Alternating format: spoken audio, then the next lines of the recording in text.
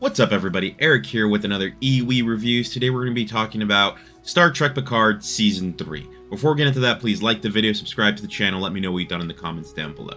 But yeah, let's get into this real quick. This will be season review. The beginning of the episode will be spoiler-free. I'll give you guys my score, my basic plot, whether or not I recommend it, and then in the spoiler section, I'll tell you what I thought was good and what I thought was bad.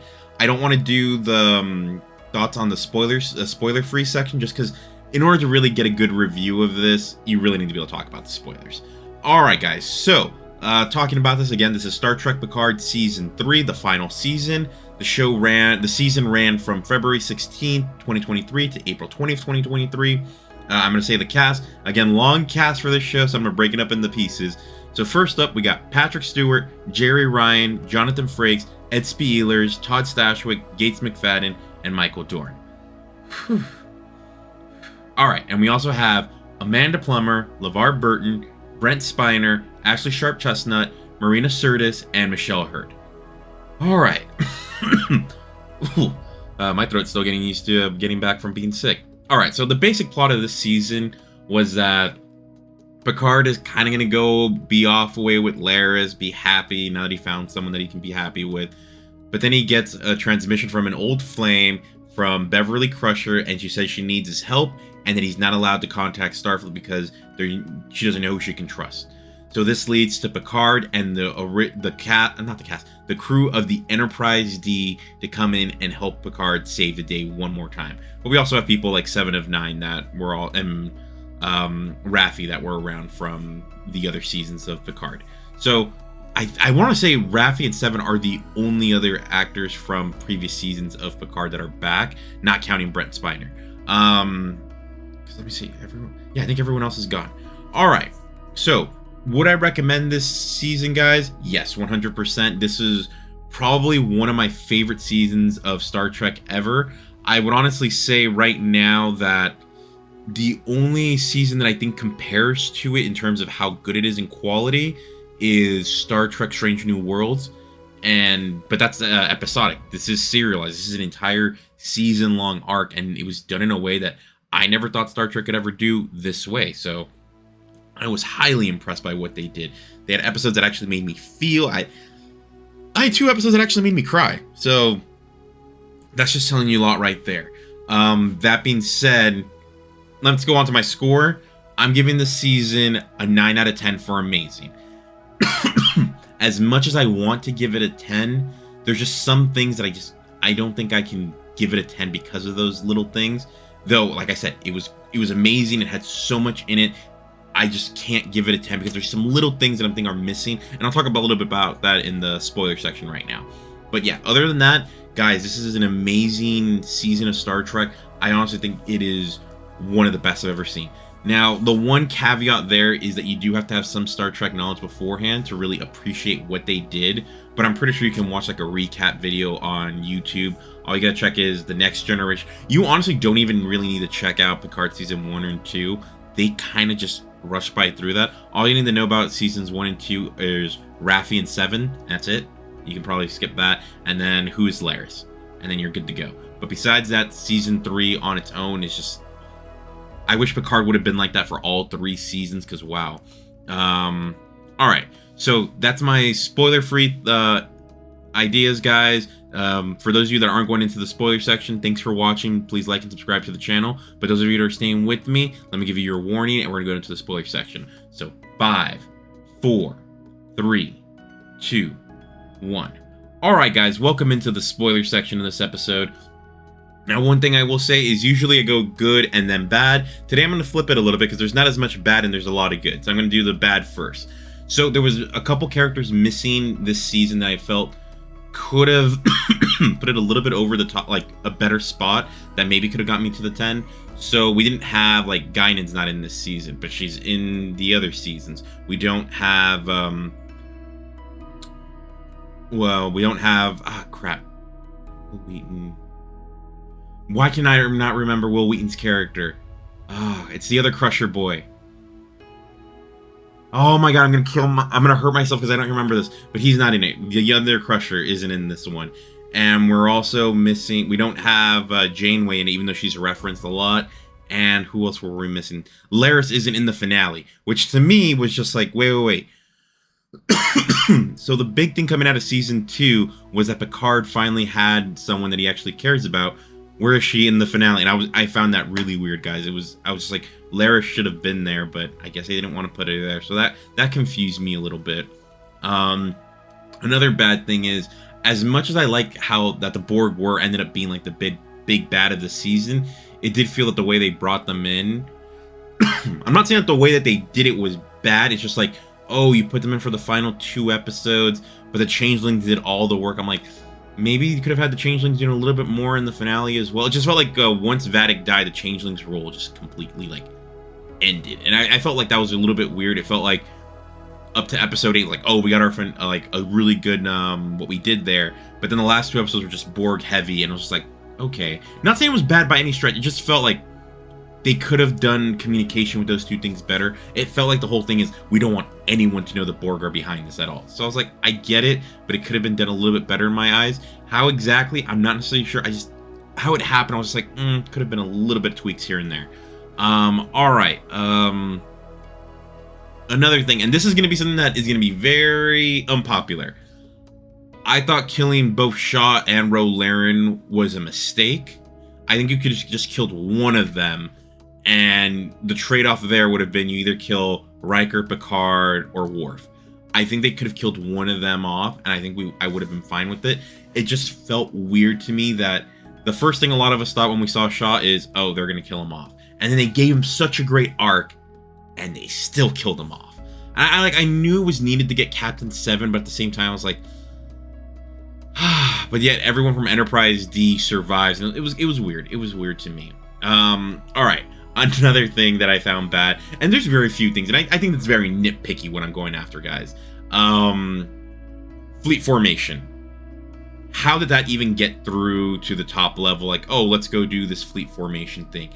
To me, it was just, this made no sense whatsoever that fleet formation was in there. I was just like, this seems like such a bad idea even from the start. And they had characters like Geordi saying, oh, this is a bad idea, this is a bad idea. And it's like, Geordi can't be the only person that's saying this. This has to be coming from different places. And I know they're trying to say, oh, well, the changelings were like at the top and all. It's like, still like, this just seems like a bad idea that I'm like, I don't know how that got through. I get why they did it, but it just felt like, they would have been around many civilizations that had like a Battlestar Galactica where the machines just took control. It just felt like this wasn't a smart thing for Starfleet to do. And yeah, one other thing that I will say about the Borg. I don't fully understand how the Borg Queen works, because the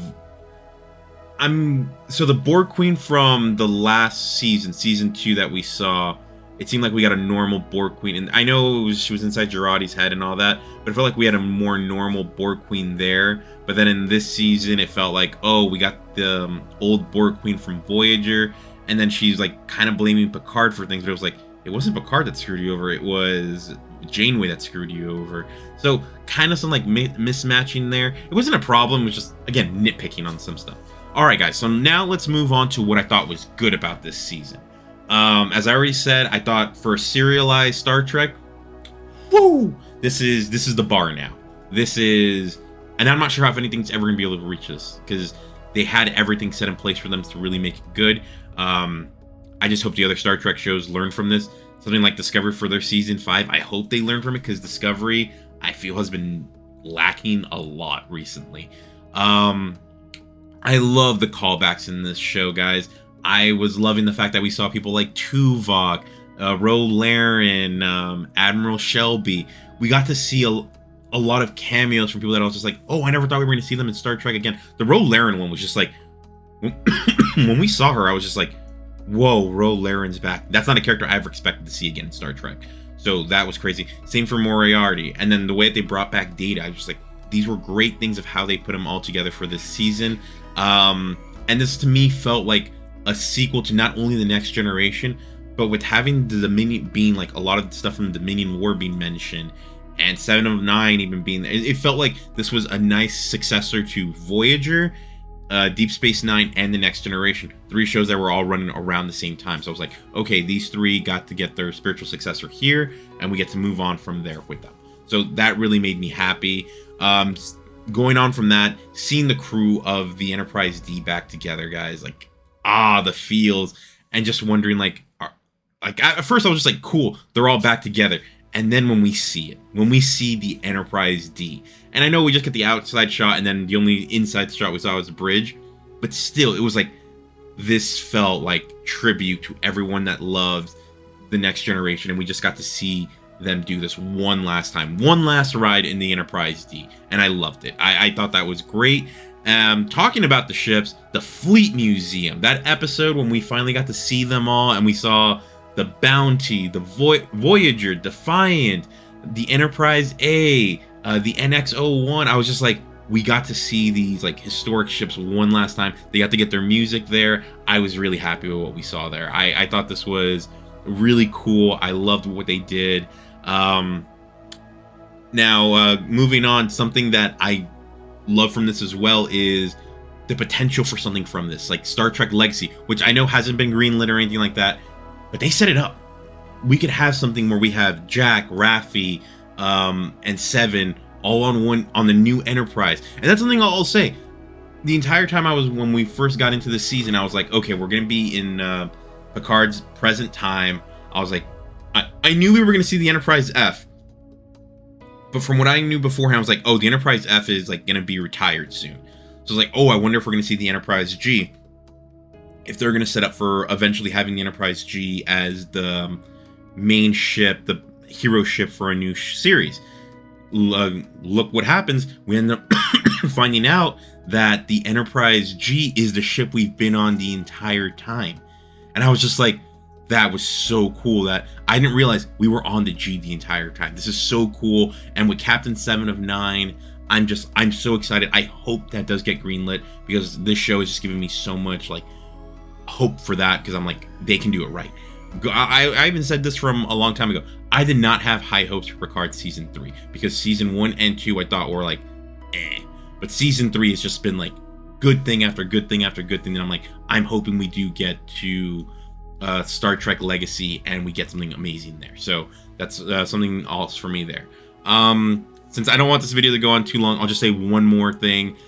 If this is the last time we see the crew of the Enterprise D, just what they did here was amazing, and it's been such like an amazing thing to watch their story finally end, and end in a way that I really wanted it to end.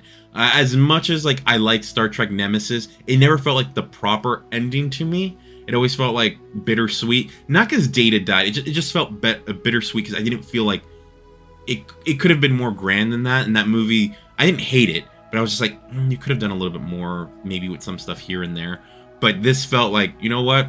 We got a good happy ending. Everyone gets to move on. Even though like I griped earlier about like, oh, maybe I would have killed one off. I still thought what they ended up giving us was still good. I was just nitpicking because of the way they were setting things up.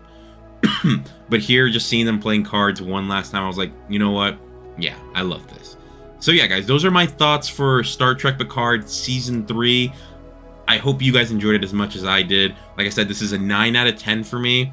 I really hope we get to see Star Trek Strange New Worlds comes back in June. I'm curious to see what we do there. But yeah, guys, please let me know your thoughts in the comments down below. Let me know if you think I'm being a bit too overhyped about this season. But yeah, thanks for watching, and I'll talk to you soon.